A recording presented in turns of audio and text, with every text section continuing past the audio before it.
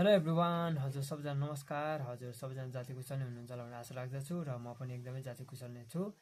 र आज भने चाहिँ म एकदमै इम्पोर्टेन्ट कुरा लिएर आइरहेको छु। त्यो चाहिँ के हो भन्दाखेरि हजुरको युट्युबमा चाहिँ अब सब्सक्राइबर बढेको छैन, भ्युवर्स बढेको छैन भने चाहिँ के गर्नुहोस् भन्दाखेरि तपाईँले राम्रो भिडियोहरू बनाएर हाल्नुहोस्। फनी भिडियो या मोटिभेसनल भिडियो हाल्नुहोस्।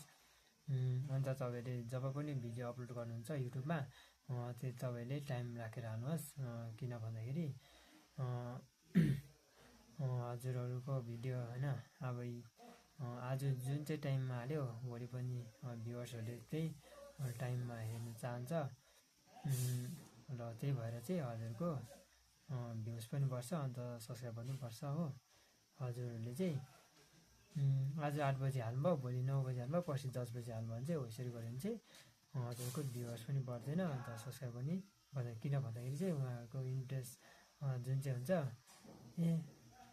हजुरले त आज यो नामको मान्छेले त आज यो भिडियो हाल्नु भएको थियो नि, आज यो टाइममा यस्तो दामी आएको थियो भने भोलि अब अर्को भ्युवर्सलाई त्यो जुन चाहिँ अब इन्फर्म गर्छ, त्यो भ्युवर्सले भन्नुभएको टाइममा चाहिँ अब देखेन भने चाहिँ अब अल्छी लाग्दो हुन्छ होइन। अल्छी मान्छ नि त, अब यो टाइममा छैन त भनेर होइन, क्वेसनमा पनि अब होइन, अब यो जसले चाहिँ इन्फर्म गर्नुभएको छ उहाँले पनि जोतेको जस्तो हुन्छ। त्यही भएर चाहिँ हजुरहरूले टाइममा हाल्ने गर्नुहोस्।